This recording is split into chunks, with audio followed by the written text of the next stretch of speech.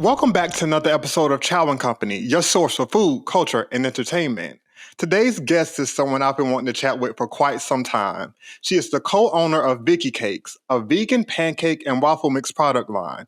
I want everybody to give it up for Christian Sargent. Welcome to the show, Christian. Thank you so much for having me. I'm excited to be here and to talk to you. Yes. So this has been like a long-awaited conversation. I know for me, like I've been like in your DMs, on your lives. Like I'm like, I have got to meet this woman because I think you are just like so funny, like in the best way. Like you're like naturally funny. And you remind me of like one of my family members from back down south. So I'm like, yes, I like love her. And then of course, I'm also, a lover of my said Vicky Cakes products now. And this is just the unopened stuff. Like, I put my money where my mouth is. So, I definitely got Vicky Cakes on deck. Thank you. Love You are so welcome. But before we get into where you are now with Vicky Cakes, let's kind of take it back from the very beginning. So take me back to little Chris, bright-eyed, bushy-tailed, that Chris, before she started to take over the world with Vicky Cakes. So where are you from? So I am from Gary, Indiana, originally born and raised. My mom is from Cleveland, Mississippi. I am the youngest of four, so I am the baby. I got in the most trouble, but I got the least whoopings, okay? Because I was the last one, so she's too tired, okay? But it was fun growing up. I was always the assertive, a bright-eyed, bushy-tailed, social, child. So I was the one that had my mother taking me to, cheerleading competitions and cheerleading camp, and I was a part of what is it called? Not just the student body, but I was actually on our student council. So I was a student council in school, in high school as a little kid. I was planning my own parties in elementary school that she knew no idea about. That was just me. I was that girl that wanted my own little group of friends, my little club, I would call it, on the school playground. It was called Christian's Corner. So as a little kid, I was the one rallying all my friends to play and to, I'm sorry. You good? Was on. I was that girl that just always, I love life. I've always been a lover of life and a communicator. So that was little Christian growing up. Okay, so exhibiting those leadership skills from a very young age. Yes. The boss skills, yes. I should say. Okay, so let's get into Vicky Cakes. So, well, one, before we do that, let's go into maybe your life before, like we talked about little Chris. Now let's talk about, coming of age. And so what were you doing before you launched Vicky Cakes? So I was a stay-at-home mom for 2.5, almost 3 years before we even started Vicky Cakes. But before I was a stay-at-home mother, I was in radio. So my husband and I lived in a small city. Christian on the ones and twos? Give a little... Right. I was working the board. I was, loading songs in. I was, editing, and I was doing all of that. Now, we worked for it was a conservative radio. Well, it was a conservative Christian radio, right, at the time. So we were in Mississippi, the Bible Belt. That's what it was given, okay? But at the time, both my husband and I, we were on a morning show with another couple in Mississippi where we lived in. And I was a whole radio personality. My name was Dainty C on the radio. I had it on the back of my car. On my bumper tag was personalized. It was me, okay? And I really loved it. I enjoyed it because I am a communicator. And as you said, like I'm naturally funny. That comes from my dad's side of the family. They can crack jokes on you and have you crying, like both emotionally hurt and laughing. Like you don't know what the tears are from, but y'all still in the family at the end. Right. So I get it naturally. And it always, just converted well in radio. And so it was a passion of mine that I was able to do and get paid for. And I was so grateful for that. And when we had our first son, it was always me and my husband's desire to have me be full-time stay-at-home. So like our children wouldn't have to be in school or in daycare or anything like that until we really was able to communicate with them and trust the environment that they were in. But, as life would have it, we would move from Mississippi to Texas. We wanted, more opportunity. We wanted more access to experiences, and just a progressive environment. We cared about Right. that. And so that's why we made the move. And I'm so glad that we did, because in that time I was really able to, focus and find out what I liked, not just having to have a job to make a salary, but actually have a living, like create a living and find those pieces of me that I could pour into what I love doing and actually be a benefit to other people. So before Vicky Cakes ever was, Christian was a radio personality, bringing light to the ears of those who listen. Got you. Spinning records. Like doing the whole bit. Okay, so that's a different, I guess, trajectory to becoming a business owner. So what made you make that leap from being, I guess you said, starting out on the radio and then jumping to, launching Vicky Cakes? A stay-at-home mother. Mm-hmm. Yeah. Yes. What I definitely can attest to that is saying that I saw it. So I didn't grow up seeing entrepreneurship. I actually didn't know what an entrepreneur was by definition until I was 22. That was the first time I'd ever heard the word at 22. I didn't have anyone around me who owned their own business. I knew people who had hustles, like growing up in Indiana and Gary. Like my grandma would sell her cakes, make some money on the side to go to the boat or whatever, whatever she wanted to do. But nobody ever called it professionally entrepreneurship. So when I found that to be a possibility, like an option, right?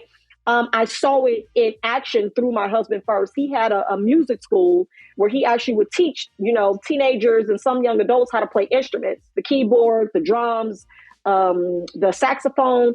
He's very talented and skilled in the gifts. So that was something he did. Funny backstory. I don't know if you're familiar with the rap duo Ray Shrimmer. No, I'm not. Slightly and Slim Jimmy. Okay, so Ray Shrimmer is a modern hip rap group, and it's a brother duo. They did like the Black Beatles challenge. They made that popular like way back like a couple of years ago. But they were my husband's students back in the day. They're both from Tupelo as well. And we just always had the entrepreneurial knack, like to just really go after it and be, sustained and do things in excellence. And so in that time of me being in work, being a stay-at-home mom and watching a lot of Shark Tank, he was always like downloading things, saying things like, there has to be something we can do.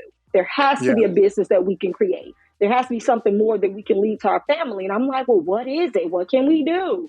And it would be Vicky Cakes. That would be the answer. So it laid the groundwork very nicely to make that transition of me having that free time and then having this element that I believed in so much to just make it balance out with my life and with my purpose to go ahead and serve people with something that has been in our family for years.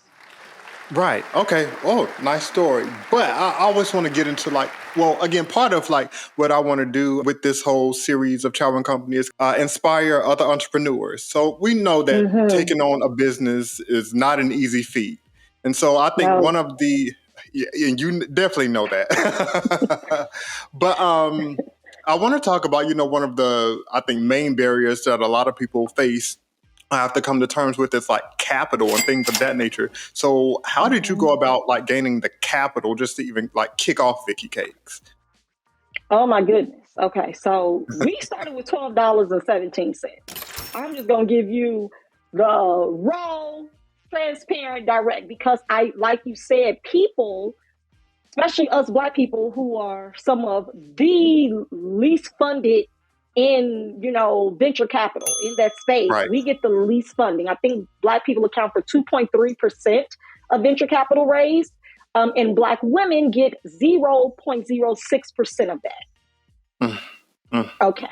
So it is struggle boots from the beginning. It is as if nobody even wants to touch us with a 10-foot pole, but we be the one with the great ideas and the energy and the drive and the passion to make it multi-million-dollar successes that are worth being acquired, right? Shout out to Monique from My Yellow Organics a couple of weeks ago that got acquired, had a company acquired, right?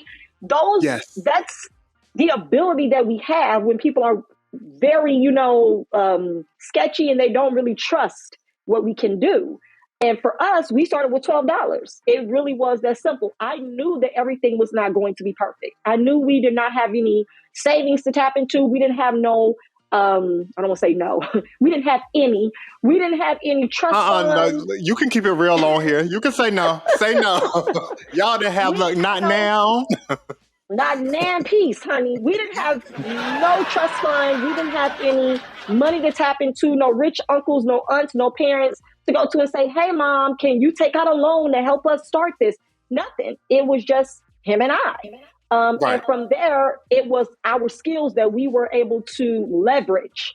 Leverage is everything. You have to leverage what you already have and what you know. Don't wait for perfection. Just execute in your purpose that you already have been able to flow in and make some kind of living from. So all we needed was our domain name, because my husband's profession is graphic design and web development. So he does that for a living. So with that, we were like, well, put something together. Let's take some pictures. Let's take some pictures of these pancakes on this countertop, right? You Photoshop some images for us, and he did. We literally did our first campaign and rolled out our product with a empty bag. Nobody knew it was a blank craft white bag on our counter that he Photoshopped our pancake picture on and everything. And that's how we rolled out Vicky Cakes. We bought the domain. We did pre-orders. I did the research to find out like the very basics of the ingredients and things that I needed, the pricing on that side to get how much we needed to charge for our products. And we really did get it, out the mud. It was real organic, ground level, and pre-orders actually funded our first full production run. So the people who placed their orders on Mother's Day, I think that was like May 12th or May 13th of 2019, we gave them, a ship by date of June 1st. So that gave us time to actually capture the funds and put that towards, more bigger ingredient, orders or whatever, and getting more bags. And that's how we actually funded our first Vicky Cakes production run. And from there, it was still more of that. There were no loans that came in to save us, right? There was none of that. We just have been bootstrapping for 4 years come May. And I'm grateful. Now let me say this. We have had some loans that we've been able to leverage against our sales. We've had great sales and increase there, but that comes once you develop value and you have profit and they're able to see your past banking and revenue. But in the beginning, there was nothing but the $12 in the pre-order. Gotcha.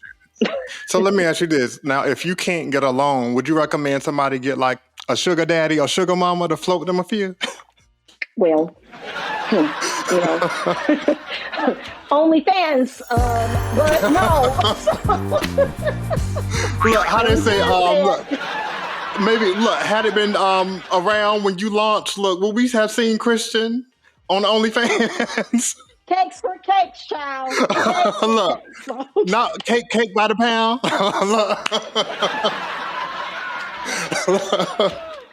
Oh, that is too funny. I don't know what would have had to happen, but all I'm saying is we would have made it. Right.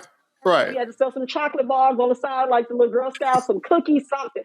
But I'm very fortunate. What I will say is if you cannot find the bulk of your startup capital, like if you can't finance it or fund it like with $100 or $150 or, some smaller increments, I am a huge proponent of pre-orders, of pre-sales. Okay. Because what that allows you to do is not overproduce or over-manufacture or overbuy and extend yourself with getting too much inventory if you're not going to move it. And you'll know how much you need to make based off of how much you sell. You'll also have proof of concept if people are interested, if you need to put in more effort in marketing. I tell people to develop products who come out the gate ready to make 500 bottles of their spices or, 200 bottles of their barbecue sauce. But I'm like, you can make that all day, but have you built an audience or a community that you know you can sell that to? Because you get discouraged quickly if you see all the product and you don't see no customers to buy it. So you have to make sure that it balances out. And before you make a full-fledged investment, I would say do pre-orders to test the waters and move as if though you've already moved those units, right? Think as if you already have and market yourself and put yourself out there on social media and get you some content that you can get around that very user, generated, where people can see it in motion and pick up traction, and then, launch that way based off of what people show interest in. Okay. Yes. That's really good advice out there. I need y'all to pick up what she's putting down now. Write it. Take notes. But so I do want to get into, so you went from, again, making this product in your home to we're going to do a little slight flex. Now Christian has her very own manufacturing, like whole business side of things. So how was that transition? Ooh, we were pushed. Like, it wasn't even settled. We literally got kicked in the back to do that. It was, you got to, because there was no other option. Now, what I will say is that the funniest thing about it, it was kind of like the faucet turned on a little bit. A steady stream happened before the full-fledged burst, like opened up a fire hydrant, right? Or, a fire department or something. It was a little drip in 2019 when we first started. We had a feature by We Buy Black. Totally out of the blue, unexpected. They featured us, and I think we got about maybe 50 to 100 orders or something like that around that time from them, and that was big in a day. Like, that was huge for us then. And so we had some steady traction after that. It picked up. It was very good. Then I'm trying to think what else happened, if anything else happened in 2019. I don't really recall much, but come 2020, we were featured by Tabitha Brown at the beginning of 2020. Like, literally right before the pandemic, she did a video tasting our pancakes, unboxing our pancakes, blew us out the water. I think at that time, like when she did that feature, I think we averaged anywhere from like 400 to almost 1,000 orders just from her, showcasing us. That was huge because we're still in my home at the time, right? Shout out to Texas for having a cottage law where you actually can operate out of your home as a food manufacturer without having to have a health inspection or anything, as long as your product is going direct to consumer. It's not third party.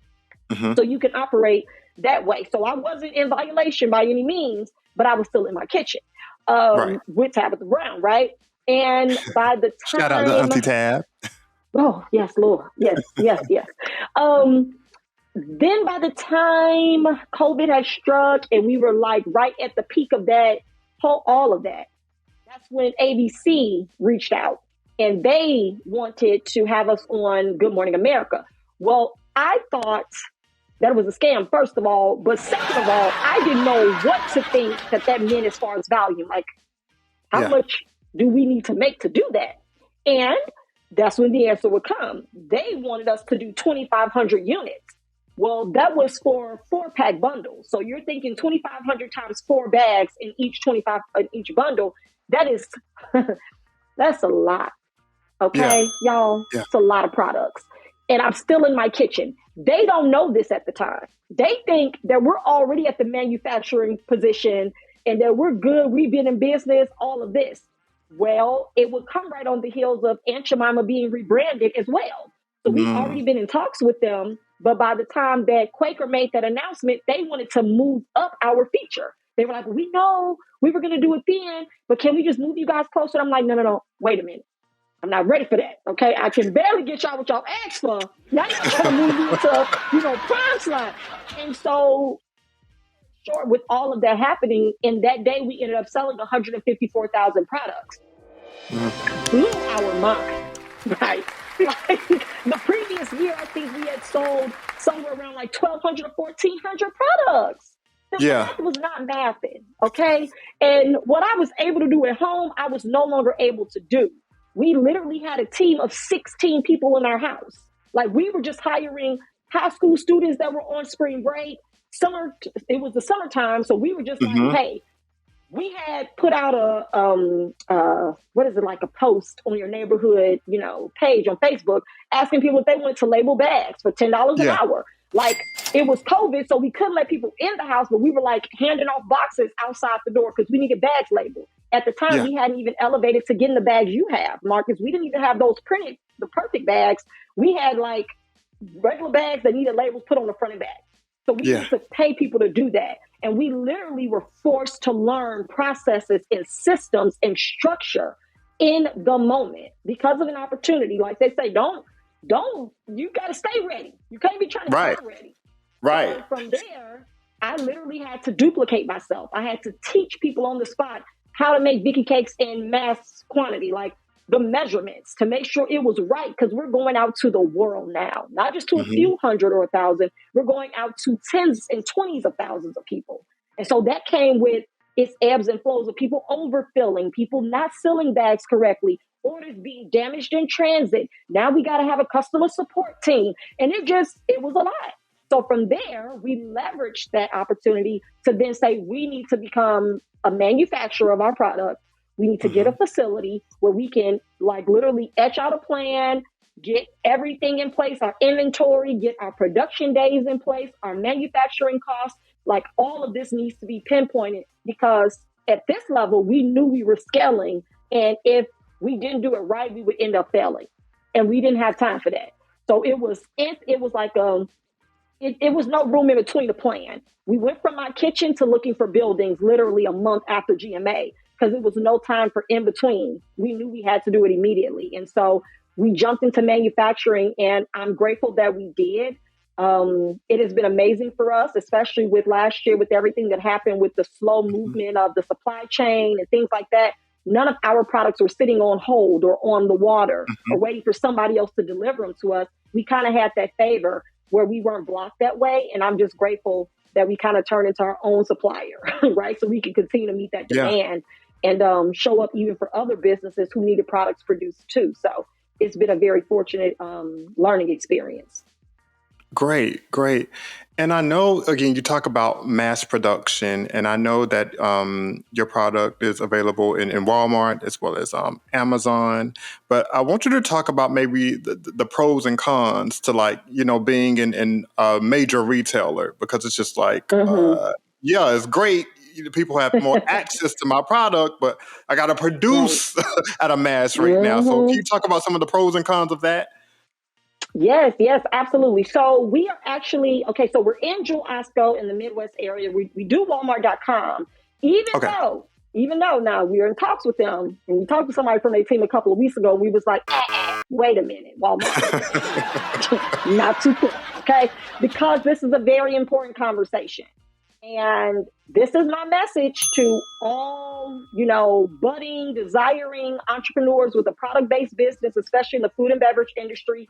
If you are a Black-owned business, if you're a small business and you do not have multiple streams of revenue for your brand and your business, do not attempt to jump into major retail until you understand what retail means. Because retail is, you want to ask me something?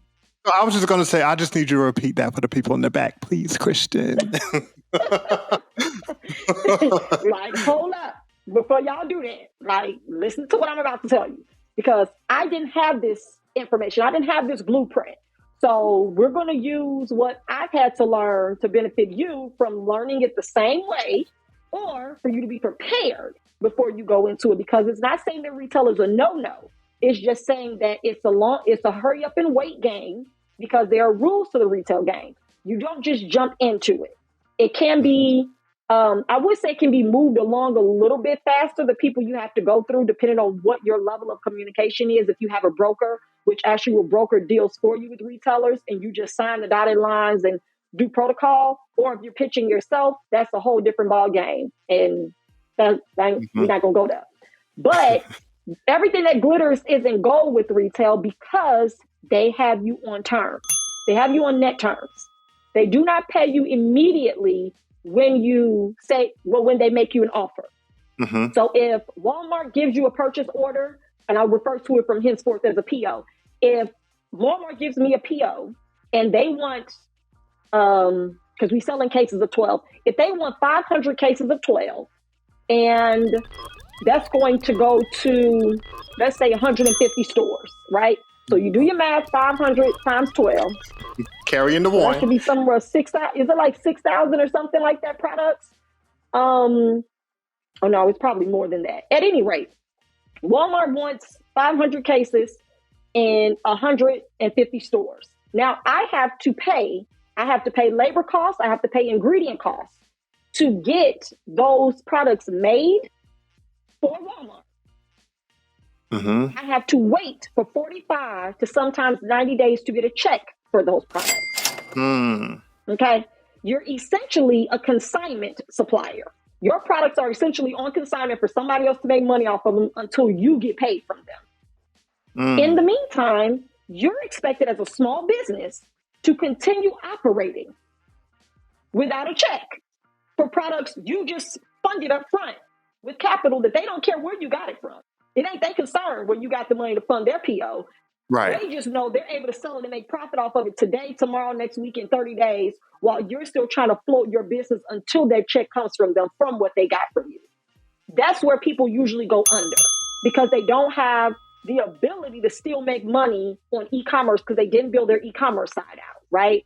They didn't think Gotcha. that side through. They don't have enough product or bags or ingredients to make a sale from their site. If I'm going to send you thousands of my product to sell in store, now I have to send all my customers from my e-commerce to your store because I gave you everything I had to pay, like Right. all my upfront capital. So it's not always a fair, balanced game. That's why you see so many brands, so many Black-owned brands and product brands doing so many raises. They have to raise so much capital so many times because they're trying to fund retail. You have to fund in order to stay in those spaces because as your footprint grows in those spaces, your bills grow. They're not going to change their product the way they do business and give you a net 7 turn and cut your check then. No, they want to be able to make their money immediately while you are waiting to get your money. And even with that, sometimes there can be chargebacks. So you may get a PO for $10,000, but guess what? If your product don't move before it expires, or if the distributor doesn't distribute it all from the warehouse in time and it's just, they can't sell it, they're going to send it back to you and charge you for those units. That's going to come out of that check that you were expecting to be $10,000. You can have a $10,000 PO and it can get to you in 30 or 45 days and be $2,000. Oh, wow. Don't. Okay, wow. It's tricky over there. It is.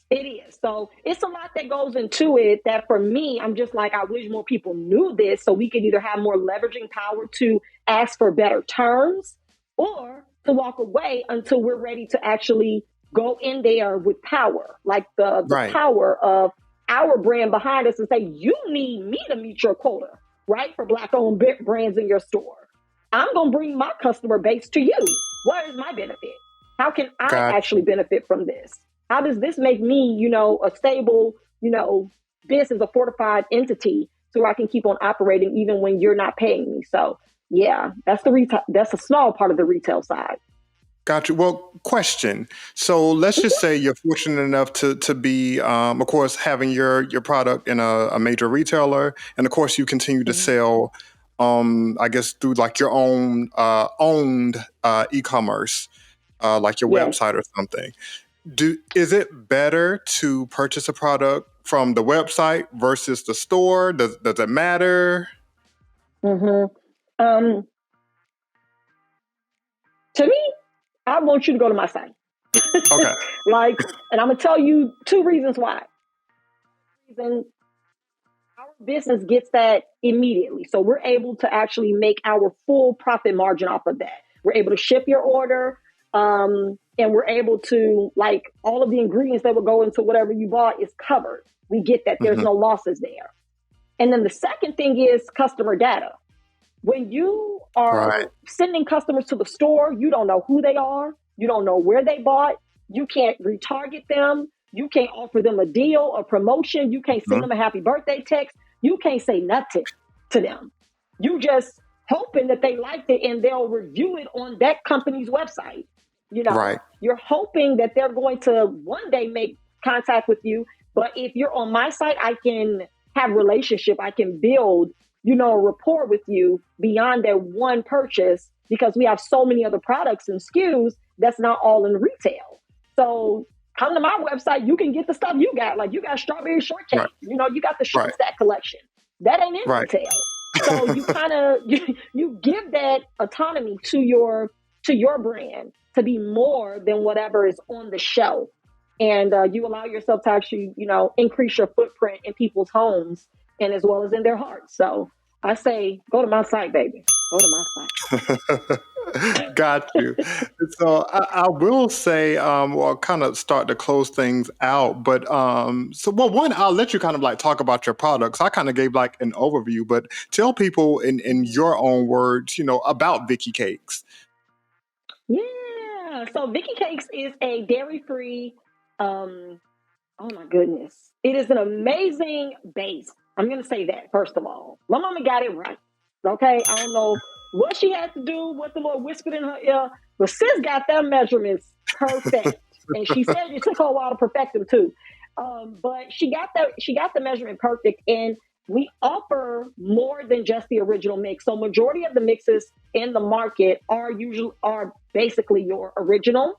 There are some Okay. brands that have blueberry mix, and there's a few that have chocolate chip. All of our mixes use clean label ingredients, nothing that you cannot pronounce, nothing that you do not have in your pantry. We use only pantry staples. There's no powdered milk. There's no powdered eggs in our products. And that is what vegan means. I know that a Mhm. lot of us get, real weird about the word vegan. Like, I ain't into all of that. Baby, apples are vegan. Pickles are vegan. Watermelon is vegan. Okay. I just want to help you so we Sometimes all you on the gotta same break it page. down to the simplest level and let people know. You gotta let them know because I didn't know. I didn't know either when we first started until a customer actually asked, emailed and asked, when are you guys gonna do a vegan version? And I was like, people just don't see. They don't be grateful for what we done gave y'all, right? So my husband was like, somebody asked me, you gonna do a vegan version? He was like, Christian, the mix is vegan. I was like, ew, awful. So by the time the next batch of labels got printed, we had changed all the wording because I didn't know that vegan Right. simply meant no animal derived ingredients. And so that's what makes it such an inclusive product for everybody because vegans struggle to find good quality food too. Like right now, they have to have, there are so many different substitutes and so many different variations of our regular things for them, which does sometimes, quality is on the table. It'd be an Right. option, but it don't be a good one. And so for Right. us, I'm grateful that our mixes are a good alternative. Like when they taste it, they're like, I can't even tell it's vegan. And I've been vegan for Yeah. 9 years, and people sitting at my table eating them like they felt like they tricked their family, pretty much. Right. Because And I can personally attest that they are good. They are good. I don't back nothing that I don't like. I appreciate that. So the word is bond. Like that's what I love about our products. We not only offer that in the market with real ingredients, real blueberries. I did my research on that. What are the other blueberry options in the market? They're dyed sugar crystals. Other companies have literally been fined because they have lied about making claims that they had real blueberries and it really was just dyed sugar crystal pieces with grape flavor, with raspberry flavor and blue coloring. Literally, this is what companies can do. We chose not to do that. We're Right. actually giving real ingredients. Yes, it's a higher cost for our goods, but we don't care. That's at the price of being a premium, better option. You have to separate yourself. Hmm. As well as with our pecan mix, there are no other pecan pancake mixes on the market. So we kind of break that by having that variety option that people have never heard of, but they probably enjoy when they go to IHOP or, Cracker Barrel. It's like, we Hmm. got Cracker Barrel at the house. Right. We Right. got Right. IHOP at home. Literally. We gotta, It's the pecan. Come on now. yes, yes. So it's giving all of those options and really being a better alternative in the market as well as showing you how you can do it. So in the beginning, we also didn't have the vegan options on the back. Like we said that we were vegan, but we didn't tell you how to make our pancakes with the vegan way until we had a Right. customer leave a review. And I was like, next print, we changing it. And so everything in our journey we've used, we listen. We Hmm. listen. I don't know how people think that they can just and don't listen to their consumers. Like the customer experience is everything. If that's what y'all want, baby, that's what you're gonna get. Because I want to sell it. So I'm not gonna be like, somebody want what they said. You do want it. So Right. we went ahead and changed the back of our bag to now show the regular ingredients with milk and egg and the vegan ingredients with applesauce or aquafaba. Or if you wanted to do a, vegan buttermilk or whatever, we tell you how to do that. Use your oat milk or your coconut milk. Make it easy. Educate your consumer right there, because they're your captive audience. Don't make your people have to go Google it. It's your product. Tell them. Right. And that will be a boundary where there's not good communication and people don't want to buy because they have to become a scientist to figure out what you created. And so we really do take a great honor and pleasure in just being that difference in the market to care. We simply care. And it shows with how our customers care about our brand and how they ride for it. They out here going hard. And I love it. Because I know that we go hard for it. Right. Yes. Right. Yeah, so we're definitely giving Wakanda at the table energy, okay?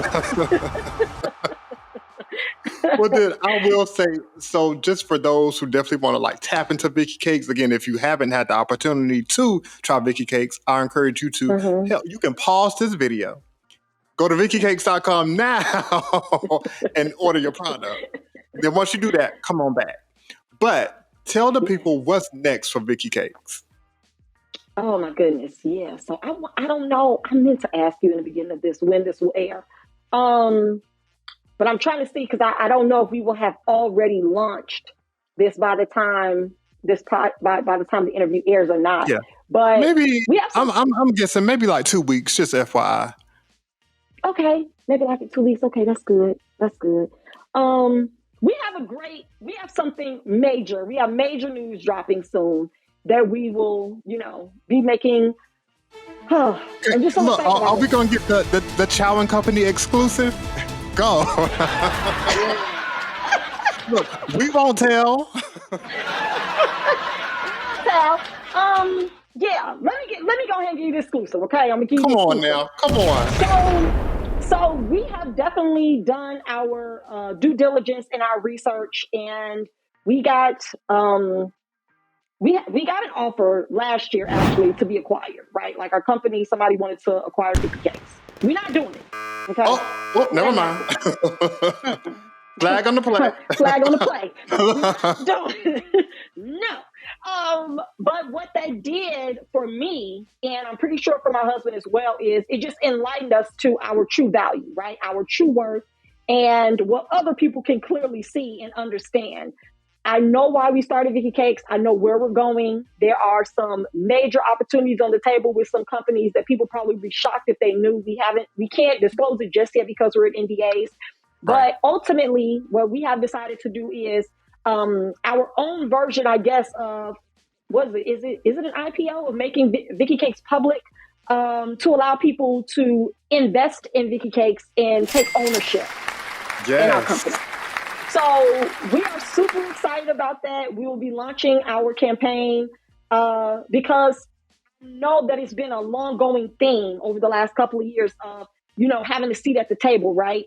Our whole mission and our whole statement of existence is you can sit with us, bringing families back to the table. I think as a Black-owned brand and as a Black-owned business, we understand more than ever what it looks like to have people constantly building things around us and never inviting us to it, right?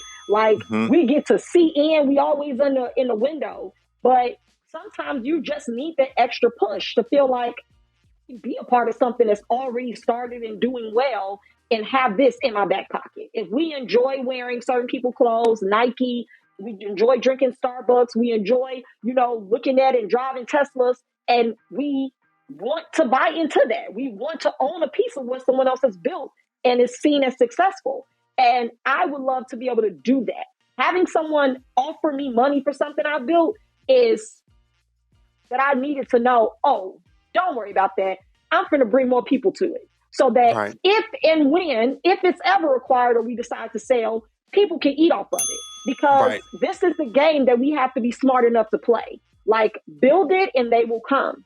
But make sure that the people that are already in there are able to benefit from what other people come get. And so I'm just excited to open that opportunity and to make it something that other people can enjoy and know, hey, we have a part of history. We have a piece of history and seeing it grow. So that is the announcement, that the exclusive, we get everything together. Like for real, it really has taken a lot of time. I am the kind of person, it's not so much as pride, but I mean, like by any means, I don't ever like to come off as I'm asking or begging someone to do something. But I'm just like, no, you have to shift your mindset and understand you're sharing, you're opening, and you're giving opportunities that's been given to us. And I just want to see other people win. I understand everybody's not going to be an entrepreneur, Marcus. I get that. It's not Yeah, for everyone to do. The weight is heavy. But if you can be a part of something and say, yes, I'll put this behind it. I have faith and I believe and I put my money where my mouth is, and allow us to make the right business decisions, allow us to scale it and grow it with these multi-million-dollar companies that's reaching out to us. Let us do the work together so we can all eat and be at the table, right? Have our seat and be able to compete in these areas and arenas. So that's what's next for Vicky Cakes. oh, thank you. Well, first of all, congratulations with that. Just Thank like on you. a personal anecdote, when you talk about like really bringing people into the fold, again, like I followed Mm-hmm. you, your brand, even before I launched Chow and Company. So, and again, you're very like front facing. So it's like I feel like I know Yeah. you in a sense. So just to see like again where you started and to see you now, like that's just again, I do feel like a sense of connection just from like being a customer, again, a follower and Yeah. everything. So just seriously, congratulations on that. That's major news. Thank you. Thank you Yeah, so much. I appreciate that. you are welcome. Okay, we So froze. now with that being said, we're going to switch things up a bit. Okay. I want to go to a little segment I like to call Kitchen Table Talk. And so, what that is, it's basically a little segment where I'm going to ask you some of the most random questions, like random Okay. AF. And Yes. I just want you to answer as though, we're just having a casual conversation at the kitchen table. Okay. Okay, Okay. you ready? Okay, Yes. so this first question or scenario rather is, so Christian, you have to tell a friend the food they cook for you tastes horrible. What exactly would you say to them? Mm. That it tastes horrible. Yeah, and I definitely would tell them. let's say the friend made you pancakes. What would you say? And they Mm-hmm. tasted bad. Mm. What would you Okay, say? so since I know what pancakes should taste like, if there was anything specific I could know, I would probably ask, like, did you use baking powder? Like, if they were flat, I would ask. I was like, what was the rising agent you used? Because I would want to know, right? Right. If it was a texture issue, I would ask, is this an arrowroot flour?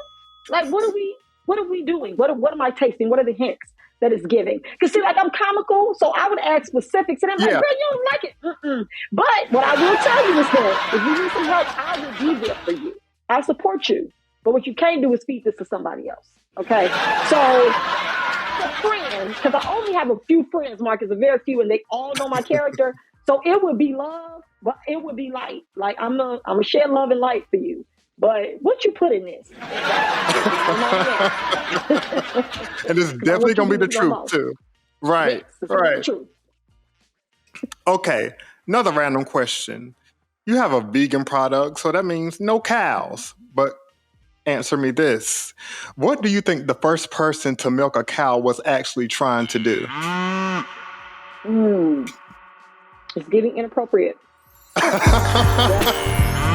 Because I don't know what makes somebody be like, that cow got milk in it. Right, right. So I So let feel me like it go was with these something else. otters and start. Mm-mm. Yeah, no, it's definitely given they was out of order and just harassing the cow because there was nothing else they would have told them that they should go over there and do that. Unless it is just one of those things where it was like they saw the baby calf drinking and they was like, I want some too.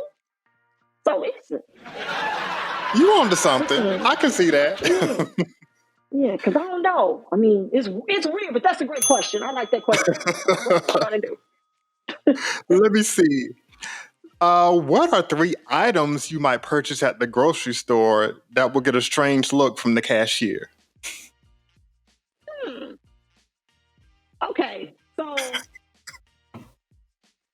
this ain't gonna be strange at all, but I have literally been asked about these items at the grocery store. Greens, okay? Like if you buy greens here in some places in North Dallas, people who don't cook greens want to know cook greens, and they'll ask you. okay? Like at the counter. Green tomatoes. I've been asked with green tomatoes, and I'm like, I'm gonna fry them. Okay? You have fried green tomatoes. That's what you Really? do with them. Texas? It's Yes. Southern. People Wow. down here Okay. struggling. They are struggling with good food, and I'm just here because I like the no state taxes and it's thriving. Okay, that's the only reason why she's here. Because it ain't the food that's keeping me. Okay, but yeah, greens. I've gotten asked about greens. I've gotten asked about green tomatoes, and I'm trying to think one more thing that I've been asked.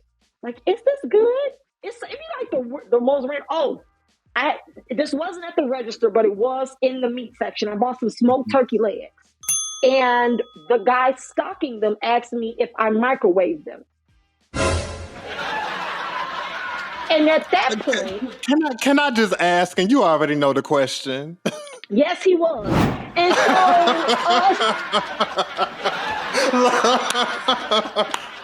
we unspoken request, Marcus. Unspoken. I know. Yes, Right. he was, not us. And he asked me that. And he was like, "Do you microwave that?" And I'm like, "No, you don't microwave a turkey leg. What is going on here?" So this is what's happening in North Dallas. Okay, this ain't now. I'm not in Houston, so maybe that'll give y'all some insight. Like, okay, so Right. maybe in Houston that wouldn't be off, but in Dallas, people are definitely out here wondering what I'm cooking at home. So those will be my answers. Okay. No, I was not expecting that, but those were good. Okay, another one. This is for the culture. Okay. I need to know, Christian, Okay. in your grits, salt or sugar? Marcus, can we just end I just want to end the conversation because I don't want no problems. Like, Okay. I feel like I'm going to be judged. Wait, no.